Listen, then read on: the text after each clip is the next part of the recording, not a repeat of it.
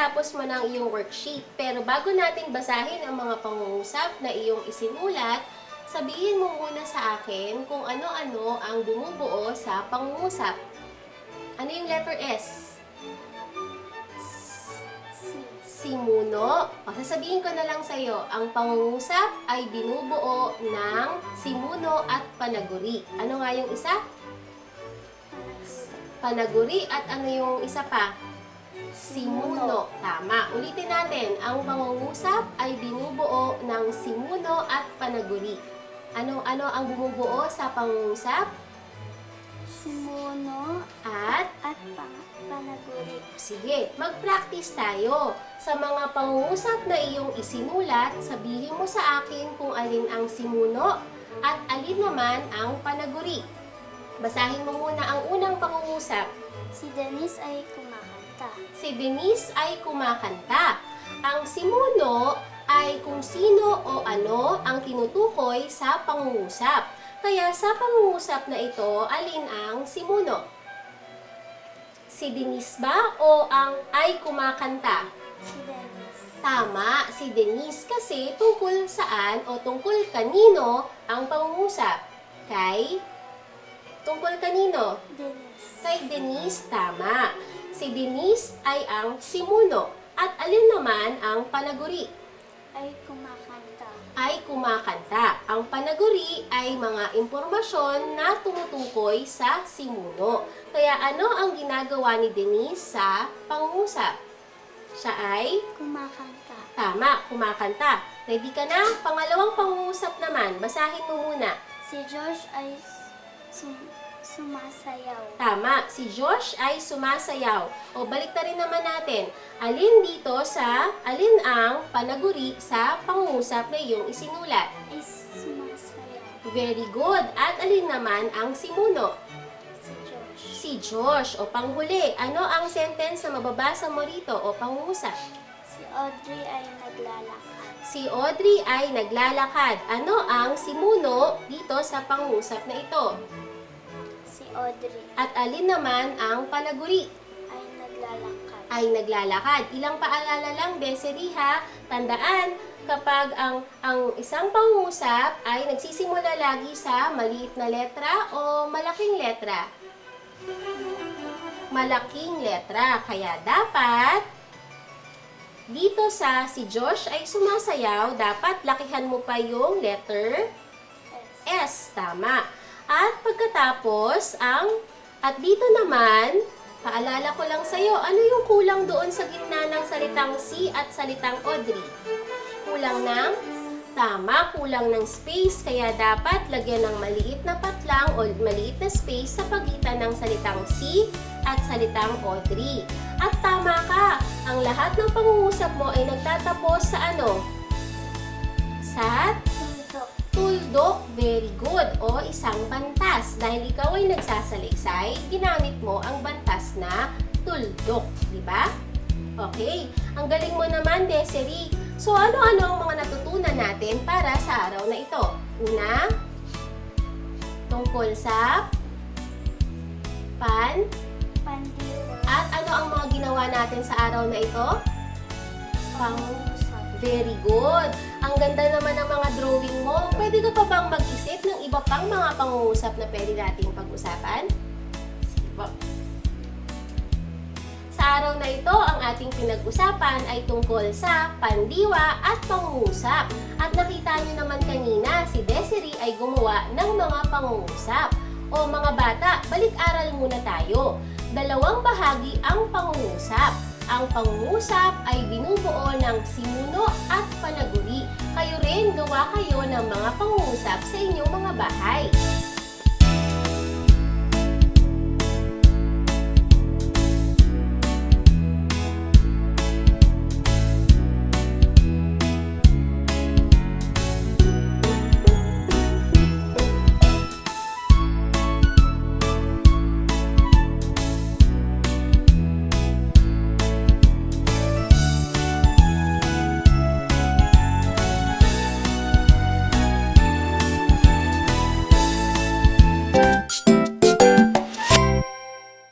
Our friends are coming back. Are Mark, Mel, PJ, and Joey. Did you miss them? Hey kids, you're here! Finally, we've missed you! Ate DJ is also back. Let's join together to study and learn. So make sure to watch out for Word Hop. Only here on Net 25. Let's net together. So net 25.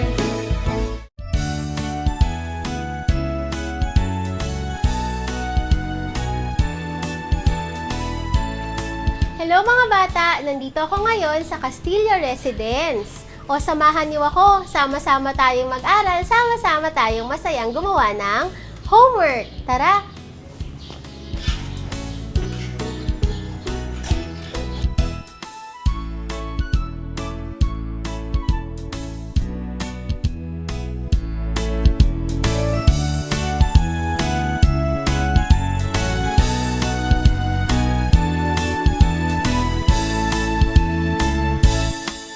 Tara kids, tayo na, let's go. Gawin na ang homework nyo. Maging masayang gawain. Pag-aaral ay mahalin. Tutulong si Ate Sally sa mga lessons mawiwili. Tara kids, tayo na, let's go. Sali na, let's do our homework. Sa school, maging bida. Wednesday is Filipino Day! Today's topic, today's guest, Hi Desiree! Hello po. Kumusta ka naman? Okay lang po. Sa araw na ito, tayo ay mag-aaral ng Filipino. Okay po? At mamaya, gagawa tayo ng pangungusap. Pero bago yung ating pong gagawing activity mamaya, pag-usapan muna natin ang mga larawan na makikita mo dito sa aking board. Handa ka na ba? Sabihin mo sa akin kung ano ang ginagawa ng batang lalaki o batang babae sa bawat larawan. Lakasan mo ang sagot mo, Desiree, ha? Opo. Sige, ano ang ginagawa ng batang babae sa larawan na ito? Kumakanta po. Tama, kumakanta siya. Dito naman, Kumakain po. kumakain ang batang babae. Dito, anong makikita mo? Nagsusulat po. Nagsusulat. Dito, Naglalakad po. naglalakad. Pagdating dito, Nagsasayaw po. sumasayaw. Tama, ulitin mo nga yun. Ano nga yun? Sumasayaw po. Sumasayaw, tama. At pagdating dito, Tumatakbo po. tama, tumatakbo. At ito naman ay Tumatalon po. tumatalon. Gamit ang, anong kanyang gamit? Jumping rope po. Jumping rope, tama. Ang bawat larawan na ito ay tumutukoy sa pagkilos o paggalaw. Mayroong salita para sa salitang kilos o galaw. Ang tawag natin doon ay yun ay isang bahagi ng pananalita o part of speech sa English. Alam mo ba kung ano? Hindi po. Ang tawag sa mga ito ay pandiwa. Ano ang tawag? Pandiwa. Ang pandiwa ay salitang kilos o galaw. Pwede mo bang ulitin yon? Sige, ulitin mo ha. Ang pandiwa ay salitang kilos o galaw. Ikaw naman, Desiree. Isa-isahin natin. Sunod ka lang sa akin. Ang pandiwa Ang pandiwa ay salitang kilos ay salitang kilos o galaw. o galaw. Ulitin natin. Ang pandiwa ay salitang kilos o galaw. Ulitin mo lang. Ang pandiwa Ang pandiwa ay ay salitang kilos o galaw. Ang pandiwa ay salitang kilos o galaw. Tama! Ang pandiwa ay tumutukoy sa mga salita na nagsasabi sa atin ng pagkilos o paggalaw. Halimbawa ng mga pandiwa ay ang makikita natin sa mga larawang ito. Diba? Opo. Sige, sabihin mo nga sa akin kung ang salitang sasabihin ko sa iyo ay pandiwa. Halimbawa, pag sinabi kong upuan, yun ba ay pandiwa? Hindi. Pero pag sinabi ko sa iyo natutulog, pandiwa ba yun? Opo. Opo, kasi yun ay nagtumutukoy sa pagkilos o paggalaw. O mamaya meron pa tayong mga gagawin, Desiree. Tingnan mo muna itong mga larawang ito. Okay. Mga bata, sa araw na ito, ang ating subject ay Filipino. At ang ating pag-uusapan ay, una, magbabalik-aral muna tayo tungkol sa pandiwa. Ang pandiwa ay salitang kilos o galaw. Mamaya, gagawa naman tayo ng mga pangungusap. At sa ating pag-aaral tungkol sa pangungusap, aalamin natin kung paano gumawa nito. At tutulungan ako ni Desiree mamaya. Ayan ha, titingnan mo yan mamaya. Gagawa tayo ng pangungusap.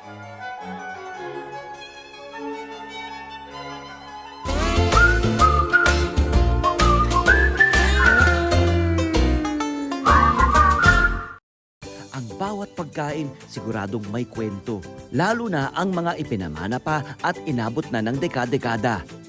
Namnamin ang lasa ng mga pagkaing may nakabubusog na kwento. Isa-serve na ang Savoring Stories sa LTE. Love, Tony Pet and Everything. Monday to Friday, 7 a.m. sa Net 25.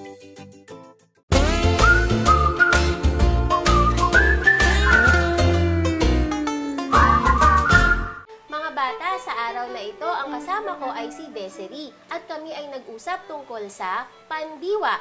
Ang pandiwa ay salitang kilos o galaw. Ngayon naman, ang aming pag-uusapan ay ang tungkol sa pangungusap. Aalamin namin kung ano ang ibig sabihin ng pangungusap at paano gumawa nito. O Desiree, handa ka na ba sa susunod nating gagawin? Opo. Pero bago yon, pag-usapan muna natin ang mga pandiwa na atin ang natalakay kanina. Opo. Sabihin mo sa akin ng mabilis, ano ang makikita mo sa mga larawan? Kumakanta. Kumakanta, Kumakain. kumakain, Nagsusulat. nagsusulat, Naglalakad. naglalakad, Sumasayaw. sumasayaw, Tumatakbo. tumatakbo, at Tumatalon. tumatalon. Tama. Alam mo ba, Desiree, na may tatlong aspeto ang pandiwa? Pero sa pagkakataong ito, ang pag-usapan lamang natin ay ang aspetong pangkasalukuyan o nangyayari ngayon.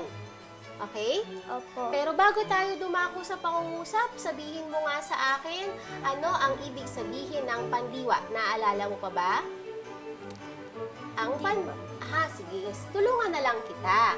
Ang pandiwa ay salitang kilos o galaw. Ano nga yun? Ang pandiwa ay isang kilos o galaw. Salitang kilos o galaw. Ulitin mo muna.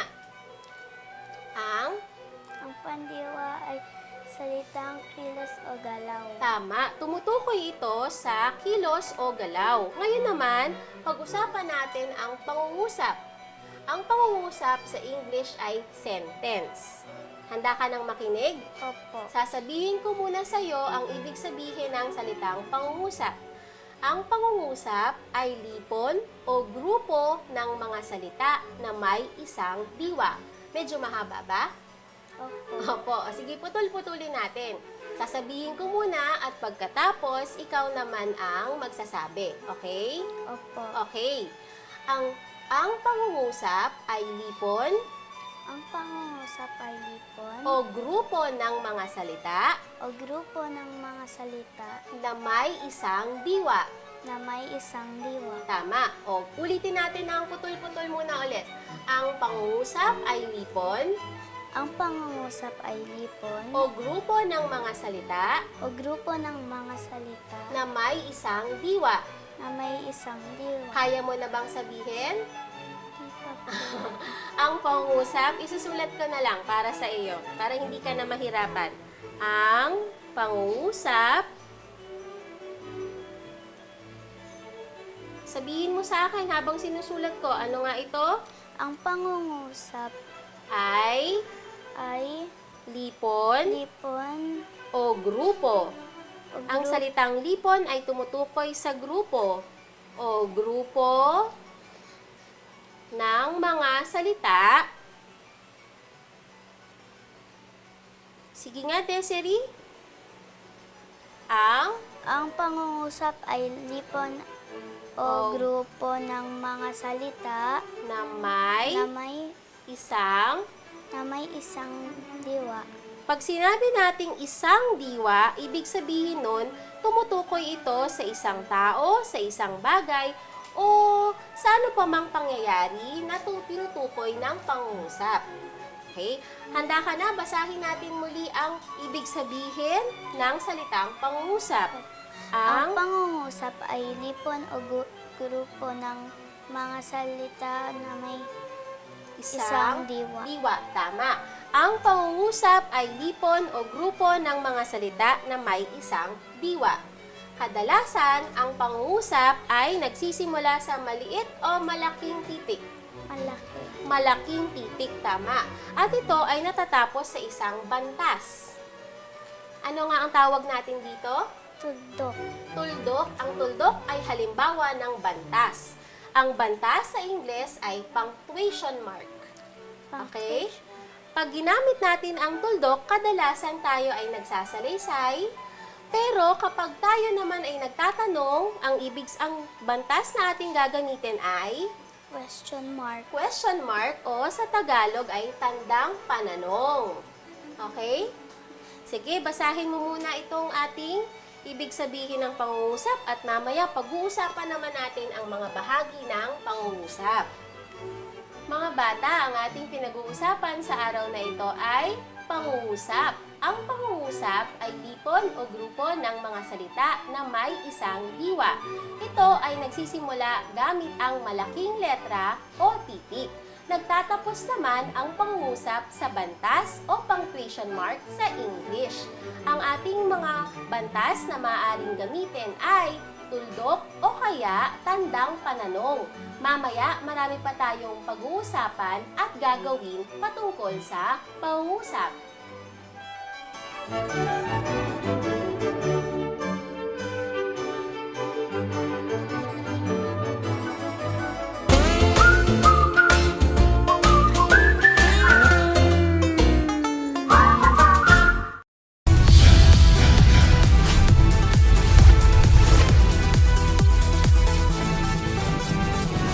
Sa kasulukuyang henerasyon, marami na ang nag-viral.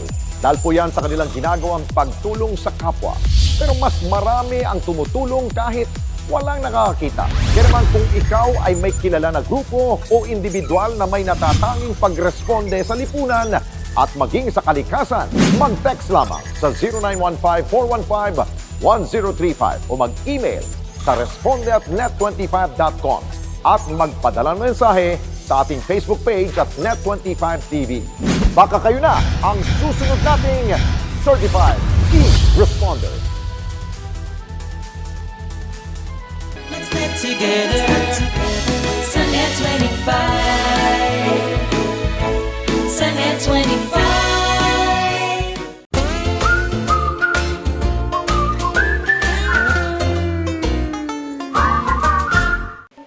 Sa araw na ito, ang ating pinag-uusapan ay pandiwa at pangungusap. Ang pangungusap ay lipon o grupo ng mga salita na may isang diwa. Desiree, sasabihin ko naman sa iyo ngayon kung ano ang bumubuo sa pangungusap. Dalawa ang bumubuo sa pangungusap, lalo na kung payak o simple lang ang iyong gagawing pangungusap. Ang pangungusap ay binubuo ng simuno at panaguri. Ulitin ko ha, para sa iyo. Ang pangungusap ay binubuo ng simuno at panaguri. Ikaw naman ang magbasa. Ang pangungusap ay binubuo ng Simuno. at panaguri. Tama. Ulitin mo lang ng mas malakas. Ang Pangungusap. pangungusap ay binubuo ng Simuno at at panaguri. sa English, ang ibig sabihin niyan ay a sentence is made up of a subject and a predicate. Ang simuno ay ang kung ano o sino ang tinutukoy sa isang pangungusap. Halimbawa, pag sinabi ko, si Desiree ay nakaupo. Sino ang tinutukoy ko doon sa pangungusap na yon? Ikaw. Sinabi kong si Desiree ay nakaupo. Ang simuno para sa pangungusap na yon ay si Desiree. Tama? Opo. At ano ang ginagawa ni Desiree sa pangungusap na aking sinabi? Si Desiree ay nakaupo. Anong ginagawa niya? Nakaupo. Nakaupo. Yung ay nakaupo, yun ang panaguri o predicate sa English. Okay, ang simuno ay ang kung sino o ano ang tinutukoy sa isang pangungusap. Ang panaguri naman ay tumutukoy sa impormasyon na patungkol sa simuno. Halimbawa, nung sinabi kong si Desiree ay nakaupo ang panaguri. Ibig sabihin nun, yun ang ginagawa ni Desiree. Okay? Okay. Sa simple o payak na pangungusap, may isang simuno at mayroong panaguri. Yun muna ang pag-usapan natin. Okay po?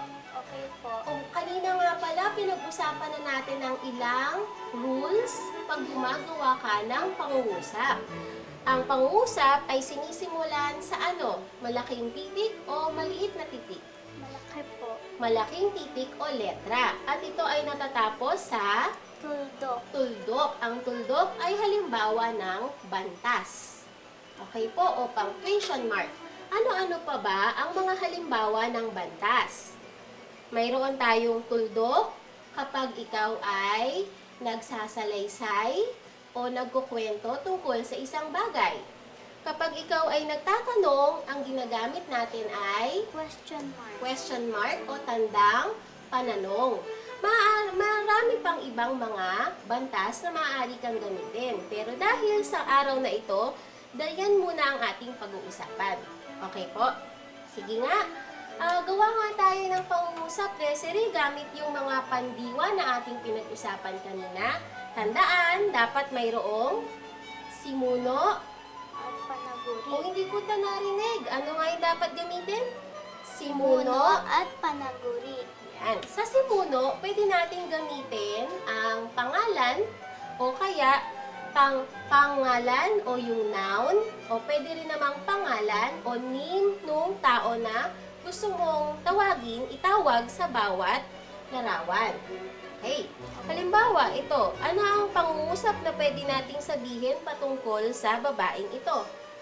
Ang Babae ay kumakanta. tama, babae. Pwede mo ba akong bigyan ng halimbawa ng pangalan niya? Anong name kaya nitong babaeng ito?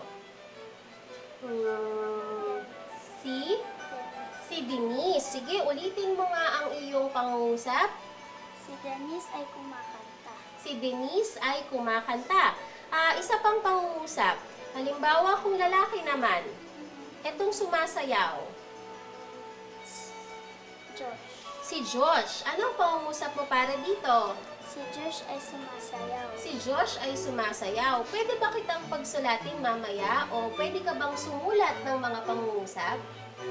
Tingnan mo muna ang mga larawan, pagkatapos tayo ay magsusulat ng mga pangungusap. Tandaan mga bata, ang pangungusap ay binubuo ng dalawang bahagi. Kapag kayo ay gumagawa ng simple o payak na pangungusap, dapat mayroong simuno at mayroong panaguri. Ang simuno ay tumutukoy sa kung ano o sino o ano pa mang inyong pinag-uusapan tungkol sa pangungusap. Ang panaguri naman ay ang impormasyon tungkol sa simuno.